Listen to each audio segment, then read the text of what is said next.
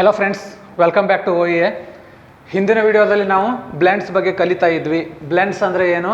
Blends ಅಂದರೆ it is a new word formed by combining 2 or more other words. 2 ಅಥವಾ ಅದಕ್ಕಿಂತ ಹೆಚ್ಚು ವರ್ಡನ್ನು mix ಮಾಡಿದಾಗ ಒಂದು ಹೊಸ ವರ್ಡ್ ಬರುತ್ತೆ.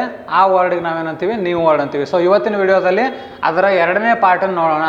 ಮತ್ತೆ 10 ಹಿಂದಿನ ವಿಡಿಯೋದಲ್ಲಿ 10 ಬ್ಲೆಂಡ್ಸ್ನ ಕಲ್ತಿದ್ವಿ. ಇವತ್ತು ಇನ್ನೂ 10 ಬ್ಲೆಂಡ್ಸ್ನ ಕಲಿಯೋಣ ಇವತ್ತಿನ ವಿಡಿಯೋದಲ್ಲಿ. So blends part 2. Let us start with first one, electro execute. Electro execute ಎರಡೂ ಸೇರಿ, ಎಲೆಕ್ಟ್ರೋ ಅಂದರೆ ಕರೆಂಟ್, ಅದನ್ನು ಎಕ್ಸಿಕ್ಯೂಟ್ ಮಾಡೋದು ಅಂತದೆ, ಮಾಡೋದು. ಸೊ ಎಲೆಕ್ಟ್ರೋ ಎಕ್ಸಿಕ್ಯೂಟ್ ಅದೆರಡು ಕೂಡ್ಸ್ ಏನಾಗುತ್ತೆ? ಎಲೆಕ್ಟ್ರಿಕ್ಯೂಟ್. ಎಲೆಕ್ಟ್ರಿಕ್ಯೂಟ್ ಅಂದರೆ ಏನು? ಎಲೆಕ್ಟ್ರಿಕ್ಯೂಟ್ ಅನ್ನೋದು ಬ್ಲೆಂಡ್. ಸೊ ಎಲೆಕ್ಟ್ರಿಕ್ಯೂಟ್ ಅಂದರೆ ಮೀನಿಂಗ್ ಏನು? ಈಗ ಒಬ್ಬ ಕ್ರಿಮಿನಲ್ ಇರ್ತಾನೆ ಅಂತ ಇಟ್ಕೊಳ್ಳಿ. ಆ ಕ್ರಿಮಿನಲ್ನ ಎಲೆಕ್ಟ್ರಿಕ್ ಕರೆಂಟಿಂದ ಸಾಯಿಸಿದ್ರೆ ಅದಕ್ಕೆ ನಾವು ಎಲೆಕ್ಟ್ರಿಕ್ಯೂಟ್ ಅಂತೀವಿ. ಅಥವಾ ಈಗ ಯಾವುದೋ ಒಬ್ಬ ಕೆಲಸ ಮಾಡೋನು, ಈಗ ಬೆಸ್ಕಾಮ್ ಎಂಪ್ಲಾಯ್ ಇರ್ತಾನೆ, ಅವನು TC ರಿಪೇರಿ ಮಾಡಬೇಕಾದ್ರೆ ಅಲ್ಲಿ ಕರೆಂಟಿಂದ ಸಾಯ್ತಾನೆ. ಸೊ ಸಾಯೋದು, ಕರೆಂಟ್ ಹೊಡೆಸ್ಕೊಂಡು ಸಾಯೋದಕ್ಕೆ ನಾವೇನಂತೀವಿ? ಎಲೆಕ್ಟ್ರಿಕ್ಯೂಟ್ ಅಂತೀವಿ. ಎಕ್ಸಾಂಪಲಿಂದ ನೋಡ್ಬೇಕಂದ್ರೆ ಅ ಕ್ರಿಮಿನಲ್ ವಾಸ್ ಎಲೆಕ್ಟ್ರಿಕ್ಯೂಟೆಡ್ ಅಂದರೆ ಕ್ರಿಮಿನಲ್ನ ಕರೆಂಟ್ ಶಾಕ್ ಕೊಟ್ಟು, ಹೆಚ್ಚಿಗೆ ಕರೆಂಟ್ ಕೊಟ್ಟು ಸಾಯಿಸಲಾಯಿತು. ಅಥವಾ ಅ ಬೆಸ್ಕಾಮ್ ಎಂಪ್ಲಾಯ್ ವಾಸ್ ಎಲೆಕ್ಟ್ರಿಕ್ಯೂಟೆಡ್ ಅಂದರೆ ಅವನನ್ನು ಕೊಲ್ಲಲಾಯಿತು, ಅಥವಾ ಅವನೇ ಅಲ್ಲಿ ಹೋಗಿ ಕರೆಂಟ್ ಹಿಡಿದು ಸತ್ತ ಅಂತ ಹೇಳಬೇಕು ಅಂದ್ರೂ ನಾವು ಎಲೆಕ್ಟ್ರಿಕ್ಯೂಟೆಡ್ ಅಂತ ಬರುತ್ತೆ. ಎಲೆಕ್ಟ್ರಿಕ್ ಶಾಕ್ ಅಂದರೆ ಜಸ್ಟ್ ನಮಗೆ ಶಾಕ್ ಹೊಡೆಸ್ಕೊಳ್ಳೋದು, ಬಟ್ ಅದರಿಂದ ಮೇಜರ್ ಆಗಿ ನಿಮಗೆ ಜಾಸ್ತಿ ಫ್ರ್ಯಾಕ್ಚರ್ ಆಯಿತು ಅಥವಾ ನಿಮಗೆ ಜಾಸ್ತಿ ಸಾವು ಬಂತು, ಅದರಿಂದ ಕರೆಂಟಿಂದಾನೇ ಬಂತು ಅಂತಂದರೆ ಅದಕ್ಕೆ ನಾವೇನಂತೀವಿ? ಎಲೆಕ್ಟ್ರಿಕ್ಯೂಟ್ ಅಂತ ಹೇಳ್ತೀವಿ. So first blend is electrocute. Second one binary digit. Binary plus digit ಎರಡನ್ನೂ ಮಿಕ್ಸ್ ಮಾಡಿದಾಗ ಬಿಟ್ ಅಂತ ಬರುತ್ತೆ. ನಮಗೆ ಕಂಪ್ಯೂಟ್ರಲ್ಲಿ ಗೊತ್ತು 32 ಬಿಟ್ ಕಂಪ್ಯೂಟರ್, 64 ಬಿಟ್ ಕಂಪ್ಯೂಟರ್ ಅಂತ ಹೇಳ್ತೀವಿ. ಸೊ ಆ ಬಿಟ್ ಅನ್ನೋದೇನು? Binary digit. ಕಂಪ್ಯೂಟರ್ ಲ್ಯಾಂಗ್ವೇಜಲ್ಲಿ ಬೈನರಿ ಡಿಜಿಟ್ ಅಂತ ಹೇಳ್ತೀವಿ ನಾವು. 0s and 1s ಅದು ಕ್ಯಾಲ್ಕುಲೇಷನಿಗೆ ಹೆಲ್ಪ್ ಆಗುತ್ತೆ. ಯಾವುದು ಜಾಸ್ತಿ ಬಿಟ್ ಇರುತ್ತೋ ಅದು ಜಾಸ್ತಿ ಕ್ಯಾಲ್ಕುಲೇಟ್ ಮಾಡುತ್ತೆ ಅಂತ. ಸೊ ಬೈನರಿ ಡಿಜಿಟ್ ಜೊತೆಗೆ ಏನಾಗ್ಬಿಡುತ್ತೆ? Bit. So Arun purchased a 64 bit computer. 64 bit ಕಂಪ್ಯೂಟರ್ನ ಅವನು ಪರ್ಚೇಸ್ ಮಾಡ್ದ ಅಂತ ಹೇಳಬೇಕಂದ್ರೆ ಬಿಟ್ ಅಂತ ಯೂಸ್ ಮಾಡ್ತೀವಿ. ನೆಕ್ಸ್ಟ್ ಮೂರನೇದೇನು? Glamorous plus camping. ಗ್ಲ್ಯಾಂಪಿಂಗ್ ಅಂತ ಒಂದು ಬ್ಲೆಂಡ್ ಇದೆ. ಸೊ ಗ್ಲ್ಯಾಂಪಿಂಗ್ ಅಂದರೆ ಏನು? ಗ್ಲ್ಯಾಂಪಿಂಗ್ ಅಂದರೆ ನಾವೀಗ ಕ್ಯಾಂಪಿಂಗ್ ಹೋಗ್ತೀವಿ. ಕ್ಯಾಂಪಿಂಗ್ ಯೂಶ್ವಲಿ ನಾವು ಏನು ಮಾಡ್ತೀವಿ? ನಮ್ಮ ಲಕ್ಸುರಿ ಲೈಫನ್ನು ಬಿಟ್ಟು ಈಗ ಒಂದು ಯಾವುದೋ ಪರ್ವತಕ್ಕೆ ಹೋಗಿ ಅಲ್ಲಿ ಟೆಂಟ್ ಹಾಕ್ಕೊಂಡು ಕ್ಯಾಂಪ್ ಮಾಡ್ತೀವಿ. ಸೊ ಅದಕ್ಕೆ ನಾವು ಕ್ಯಾಂಪಿಂಗ್ ಅಂತೀವಿ. ಬಟ್ ಗ್ಲಾಮರಸ್ ಗ್ಲ್ಯಾಂಪಿಂಗ್ ಅಂದರೆ ಏನು? ಈಗ ಕೆಲವೊಬ್ರು ಇರ್ತಾರೆ, ಅವರು ತಮ್ಮ ವಿಲಾಸಿ ಜೀವನ ಬಿಡೋದಿಲ್ಲ. They will not be compromised with their glamorous life. ಅವರ ಒಂದು ವಿಲಾಸಿ ಜೀವನವನ್ನು ಕಾಂಪ್ರಮೈಸ್ ಮಾಡ್ಕೊಳ್ಳೋದಿಲ್ಲ, ಬಟ್ ಕ್ಯಾಂಪಿಗೆ ಹೋಗಿರ್ತಾರೆ. ಸೊ ಅಲ್ಲಿ ಏನು ಮಾಡ್ತಾರೆ? ಬೆಟ್ಟದ ಮೇಲೆ ಹೋಗಿ ಐಷಾರಾಮಿ ಆದಂಥ ಒಂದು ಟೆಂಟ್ ಹಾಕ್ತಾರೆ, ಅಲ್ಲಿ AC ಇಟ್ಕೊಂಡು ಅಲ್ಲಿ ಕ್ಯಾಂಪ್ ಮಾಡ್ತಾರೆ. ಸೊ ಅಂಥದಕ್ಕೆ ನಾವೇನಂತೀವಿ? Glamorous camping. That is glamping ಅಂತ ಹೇಳ್ತೀವಿ. ನೋಡಿ, ಇಲ್ಲಿ ಯಾವುದಾದ್ರೂ ಒಬ್ಬ ಆ್ಯಕ್ಟರ್ನ ಹೇಳ್ಬೋದು. ಇಲ್ಲಿ actor Sudeep enjoyed the glamping ಅಂದರೆ ಅವ್ರು ಕ್ಯಾಂಪಿಂಗ್ ಮಾಡಿದರು, ಬಟ್ ಅದು ಗ್ಲಾಮರಸ್ ಆಗಿತ್ತು. ಅವರು ಯಾವುದೇ ಅವರ ವಿಲಾಸಿ ಐಷಾರಾಮಿ ವಸ್ತುಗಳನ್ನು ಬಿಡಲಿಲ್ಲ, ಅಲ್ಲೂ ಕೂಡ ತೊಗೊಂಡು ಹೋಗಿದ್ರು ಅಂತ ಆಗತ್ತೆ. So Sudeep enjoyed the glamping ಅಂತ ಎಕ್ಸಾಂಪಲಿಂದ ಹೇಳ್ಬೋದು. Next one, fourth one, mass plus prestige. Mass ಅಂದರೆ ಏನು? ಬಹಳ. ಪ್ರೆಸ್ಟೀಜ್ ಅಂದರೆ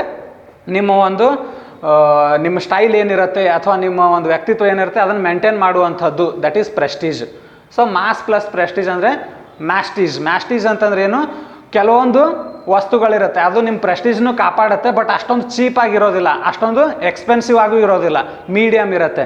ಅಂಥದಕ್ಕೆ ನಾವೇನಂತೀವಿ? ಮ್ಯಾಸ್ಟೀಜ್ ಅಂತೀವಿ. ಸೊ ಮ್ಯಾಸ್ಟೀಜ್ ವಸ್ತುಗಳು ಆ ಥರ ಹೇಳಬೇಕು ಅಂದಾಗ ಮ್ಯಾಸ್ಟೀಜ್ ಅದು ಒಂದು ಕಂಪ್ನಿ ಇದೆ, ಅವರು ತುಂಬ ಒಂದು 2 ಲಕ್ಷ 3 ಲಕ್ಷ T-ಶರ್ಟ್ನ ರೆಡಿ ಮಾಡ್ತಿದ್ದಾರೆ ಅಥವಾ ಪ್ಯಾಂಟ್ಸ್ನ ರೆಡಿ ಮಾಡ್ತಿದ್ದಾರೆ ಅಂತ ಹೇಳಬೇಕಂದ್ರೆ ತುಂಬ ವಸ್ತುಗಳನ್ನು ರೆಡಿ ಮಾಡ್ತಿದ್ದಾರೆ, ಅದು ಎಲ್ಲ ನಿಮ್ಮ ಪ್ರೆಸ್ಟೀಜನ್ನು ಕಾಯುತ್ತೆ ಅಂತ ಹೇಳಬೇಕಂದ್ರೆ ಮ್ಯಾಸ್ಟೀಜ್. ನೋಡಿ, ಇಲ್ಲಿ denim is producing mastige pants ಅಥವಾ ಮ್ಯಾಸ್ಟೀಜ್ T-ಶರ್ಟ್ಸ್ ಅಂತ ಹೇಳ್ಬೋದು. ಅಂದರೆ ಮಾಸ್ ತುಂಬ 1 ಲಕ್ಷ 2 ಲಕ್ಷ 10 ಲಕ್ಷ T-ಶರ್ಟ್ನ ರೆಡಿ ಮಾಡ್ತಿದ್ದಾರೆ, ಅದು ನಿಮ್ಮ ಪ್ರೆಸ್ಟೀಜ್ನೂ ಕಾಯುತ್ತೆ. ಅಷ್ಟು ಎಕ್ಸ್ಪೆನ್ಸಿವ್ ಅಲ್ಲ, ಅಷ್ಟು ಚೀಪು ಅಲ್ಲ, ಮೀಡಿಯಮ್ ಇದೆ ಅಂತ ಹೇಳ್ಬೇಕಂದ್ರೆ denim is producing mastige pants ಅಂತ ಹೇಳ್ತೀವಿ. Next feeble and debility. ಇದೆರಡನ್ನೂ ಮಿಕ್ಸ್ ಮಾಡಿದರೆ ಫೀಬಿಲಿಟಿ ಅಂತ ಬರುತ್ತೆ. ಅವನು ತುಂಬ ನಿತ್ರಾಣವಾಗಿದ್ದಾನೆ ಮತ್ತು ಅಶಕ್ತನಾಗಿದ್ದಾನೆ. ನಿತ್ರಾಣ ಮತ್ತು ಅಶಕ್ತ ಇವೆರಡನ್ನೂ ಸೇರಿ ಹೇಳಬೇಕು ಅಂದರೆ ಫಿಬಿಲಿಟಿ ಅಂತ ಬರುತ್ತೆ. ನಾವೇನಂತೀವಿ ಇಲ್ಲಿ ಎಕ್ಸಾಂಪಲ್ ನೋಡ್ಬೇಕಂದ್ರೆ look at the old man's ಫಿಬಿಲಿಟಿ.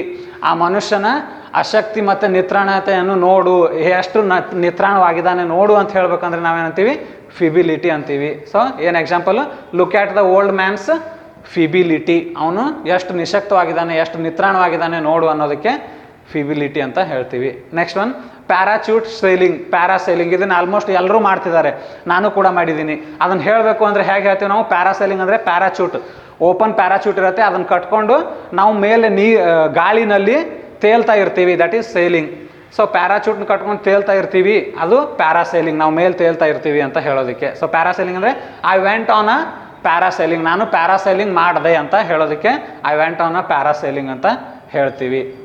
Next lecture plus demonstration, ಇದೆರಡು ಮಿಕ್ಸ್ ಮಾಡಿದಾಗ ಲೆಕ್ಡೆಮ್ ಅಂತ ಬ್ಲೆಂಡ್ ಬರುತ್ತೆ. ಸೊ ಲೆಕ್ಡೆಮ್ ಅಂದ್ರೇನು, ಅವರು ಲೆಕ್ಚರ್ ಅವ್ರ ಪಾಠ ಹೆಂಗೆ ಮಾಡ್ತಾರೆ, ಅವ್ರ ಪಾಠನ ಹೇಳ್ತಾರೆ, ಲೆಕ್ಚರ್ ಕೊಡ್ತಾರೆ, ಪ್ಲಸ್ ಡೆಮಾನ್ಸ್ಟ್ರೇಟ್ ಮಾಡಿ ಹೇಳ್ತಾರೆ, ಅದು ಹೇಗೆ ಬಂತು ಎಲ್ಲಿಂದ ಬಂತು ಎಕ್ಸ್ಪೆರಿಮೆಂಟು ಜೊತೆಗೆ ಹೇಳ್ತಾರೆ, ಅಂಥ ಒಂದು ಕ್ಲಾಸಿಗೆ ನಾವೇನಂತೀವಿ ಲೆಕ್ಡೆಮ್ ಅಂತ ಹೇಳ್ತೀವಿ. For example, we have started lecdem classes ಅಂದರೆ ನಮ್ಮ ಕ್ಲಾಸಲ್ಲಿ ನಾವೇನು ಮಾಡ್ತೀವಿ, ನಿಮಗೆ ವಿತ್ ಡೆಮಾನ್ಸ್ಟ್ರೇಷನ್ ತೋರಿಸ್ತೀವಿ, ಎಕ್ಸ್ಪ್ಲೇನು ಮಾಡ್ತೀವಿ, ಪ್ಲಸ್ ಡೆಮಾನ್ಸ್ಟ್ರೇಷನು ಮಾಡಿ ತೋರಿಸ್ತೀವಿ, ಎರಡೂ ತೋರಿಸುವಂಥ ಒಂದು ಕ್ಲಾಸ್ಗಳಿಗೆ ನಾವೇನಂತೀವಿ ಲೆಕ್ಡೆಮ್ ಕ್ಲಾಸಸ್ ಅಂತ ಹೇಳ್ತೀವಿ. So example, we have started lecdem classes, ಇಲ್ಲ I have joined the lecdem class ಅಂತ ಹೇಳಬೇಕು. ನಾನು ಹೋಗೋ ಕ್ಲಾಸಲ್ಲಿ ಏನು ಮಾಡ್ತಾರೆ, ಲೆಕ್ಚರು ಕೊಡ್ತಾರೆ, ಎಕ್ಸ್ಪ್ಲೇನು ಮಾಡ್ತಾರೆ, ಪ್ಲಸ್ ಡೆಮಾನ್ಸ್ಟ್ರೇಷನು ಮಾಡ್ತಾರೆ ಅಂತ ಹೇಳ್ಬೇಕಂದ್ರೆ ಲೆಕ್ಡೆಮ್ ಕ್ಲಾಸಸ್ ಅಂತ ಹೇಳ್ತೀವಿ. 8th one fantastic and fabulous, ಅದ್ಭುತ ಮತ್ತು ಅಸಾಧಾರಣ, ಅದ್ಭುತ ಅಸಾಧಾರಣ ಆ ಥರ ಇರೋದಕ್ಕೆ ಎರಡು ವರ್ಡ್ ಮಿಕ್ಸ್ ಆಗಿ ಏನು ಬರುತ್ತೆ, fantabulous. Fantastic plus fabulous is fantabulous. Fantabulous ಅಂದರೆ ಅದು ತುಂಬ ಅದ್ಭುತವಾಗಿದೆ, ಅಸಾಧಾರಣವಾಗಿದೆ, ಅಂಥ ಕಟ್ಟಡ ಎಲ್ಲೂ ಇಲ್ಲ ಅಂತ ಹೇಳಬೇಕು ಅಂತಂದರೆ ಫ್ಯಾಂಟಾಬ್ಯುಲಸ್ ಅಂತೀವಿ. ಎಕ್ಸಾಂಪಲ್, ವಾಟ್ ಅ ಫ್ಯಾಂಟಾಬ್ಯುಲಸ್ ಹೌಸ್, ಎಂಥ ಅದ್ಭುತ ಅಸಾಧಾರಣ ಮನೆ ಇದೆ ಇದು ಅಂತ ಹೇಳಬೇಕು ಅಂತಂದರೆ ನಾವು ವಾಟ್ ಅ ಫ್ಯಾಂಟಾಬ್ಯುಲಸ್ ಹೌಸ್ ಅಂತ ಹೇಳ್ತೀವಿ. ಸೊ ಫ್ಯಾಂಟಾಬ್ಯುಲಸ್ ಅನ್ನೋದು another blend. Next one high technology, ಇದು ಎಲ್ಲರಿಗೂ ಗೊತ್ತಿದೆ, ಹೈಟೆಕ್. ಹೈಟೆಕ್ ಅಂತ ಯೂಸ್ ಮಾಡ್ತೀವಿ ನಾವು, high tech computer, high tech house, high tech car ಈ ಥರ ಹೇಳ್ತೀವಿ. ಸೊ ಹೈಟೆಕ್ ಅಂದರೆ ಹೈ ಟೆಕ್ನಾಲಜಿ, ಅವರು ತುಂಬ ಹೈ ಅಂದರೆ ಎತ್ತರವಾದ ಅಥವಾ ಲೇಟೆಸ್ಟ್ ಒನ್, ಅದನ್ನು ಟೆಕ್ನಾಲಜಿನ ತಂತ್ರಜ್ಞಾನವನ್ನು ಬಳಸಿ ಮಾಡಿದಂಥ ಕಾರಿಗೆ ನಾವೇನಂತೀವಿ ಹೈಟೆಕ್ ಕಾರ್ ಅಂತೀವಿ. So example, she has a high tech car, ಅವಳ ಹತ್ರ ಒಂದು ಹೈಟೆಕ್ ಕಾರ್ ಇದೆ, ಹೈಯರ್ ಟೆಕ್ನಾಲಜಿ ಯೂಸ್ ಮಾಡಿದೆ, ಅದು ಆಟೋಮೆಟಿಕ್ ಆಗಿ ಹೋಗುತ್ತೆ, ಅಥವಾ ಅದರಲ್ಲಿ ಎಲ್ಲ ಫೆಸಿಲಿಟೀಸು ಇದೆ ಅಂತ ಅಂದರೆ ಅದು that is called a high tech car. And the last one sky laboratory. Sky ಅಂದರೆ ಆಕಾಶ, ಲ್ಯಾಬೊರೇಟ್ರಿ ಅಂದರೆ ಅಲ್ಲಿರುವಂಥ ಒಂದು ನಾವೇನಂತೀವಿ ಈಗ ಲ್ಯಾಬ್ ಅಂತೀವಲ್ಲ, ಲ್ಯಾಬ್ ಎಕ್ಸ್ಪೆರಿಮೆಂಟ್ ಮಾಡೋದಕ್ಕೆ ಇರುವಂಥ ಲ್ಯಾಬ್. ಸೊ ಅದಕ್ಕೆ ನಾವು ಸ್ಕೈ ಲ್ಯಾಬ್ ಅಂತೀವಿ. Sky plus laboratory, sky lab. So astronauts are in a sky lab, ಅಥವಾ astronauts are researching in a sky lab ಅಂತ ಹೇಳ್ತೀವಿ. ಅಂದರೆ ನಾವೇನಂತೀವಿ ಈಗ ಆಕಾಶದಲ್ಲಿ ಹೋಗಿರ್ತಾರಲ್ಲ ಬಾಹ್ಯಾಕಾಶ ವಿಜ್ಞಾನಿಗಳು ಎಲ್ಲಿದ್ದಾರೆ ಅಂದರೆ ಅವ್ರು ಸ್ಕೈ ಲ್ಯಾಬಲ್ಲಿ ಇದ್ದಾರೆ ಅಂತ ಹೇಳ್ಬೇಕಂದ್ರೆ astronauts are in a sky lab ಅಂತ ಹೇಳ್ತೀವಿ. ಸೊ ಇದಿಷ್ಟು ಇವತ್ತಿನ 10 ಬ್ಲೆಂಡ್ಸ್. ಇನ್ನೊಂದ್ಸಲಿ ಹೇಳ್ತೀನಿ ನೋಡಿ, electro plus execute, electrocute, binary digit bit, glamorous camping, glamping, mass prestige, mastige, feeble, debitity, feebility, parachute plus sailing, parasailing, lecture plus demonstration, LECDEM, fantastic plus fabulous, fantabulous, high plus technology, high tech, sky laboratory, sky lab. So ಇದಿಷ್ಟು ಇವತ್ತಿನ ಬ್ಲೆಂಡ್ಸು. ಮತ್ತು ನೀವು ನನ್ನ ಹಿಂದಿನ video ನೋಡಿಲ್ಲ ಅಂತಂದರೆ ಒಂದ್ಸಲಿ ಹೋಗಿ ನೋಡಿ, ಹಾಗೆ ಇವನ್ನ ಬರ್ಕೊಂಡು ಒಂದ್ಸಲಿ ಪ್ರಾಕ್ಟೀಸ್ ಮಾಡಿ, ಆವಾಗ ನಿಮಗೆ ನಿಮ್ಮ ವೊಕ್ಯಾಬ್ಯುಲರಿನೂ ಇಂಪ್ರೂವ್ ಆಗುತ್ತೆ, ಮತ್ತು ನೀವು ಯೂಸ್ ಮಾಡೋದಕ್ಕಾಗತ್ತೆ, ಹೊಸ ವರ್ಡ್ಸನ್ನ ನಿಮ್ಮ ನೆಕ್ಸ್ಟ್ ಸೆಂಟೆನ್ಸ್ಗಳಲ್ಲಿ ಯೂಸ್ ಮಾಡೋದಕ್ಕಾಗತ್ತೆ. ಸೊ ಈ ವಿಡಿಯೋ ನಿಮ್ಗೆ ಇಷ್ಟ ಆಗಿದ್ರೆ ಲೈಕ್ ಮಾಡಿ, ನಿಮ್ಮ ಫ್ರೆಂಡ್ಸಿಗೆ ಯೂಸ್ ಆಗುತ್ತೆ ಅಂತಂದರೆ ಶೇರ್ ಮಾಡಿ. ಮತ್ತೆ ಮುಂದಿನ ವಿಡಿಯೋದಲ್ಲಿ ಸಿಗೋಣ, ಅಲ್ಲಿವರೆಗೂ ಆಲ್ ದ ಬೆಸ್ಟ್.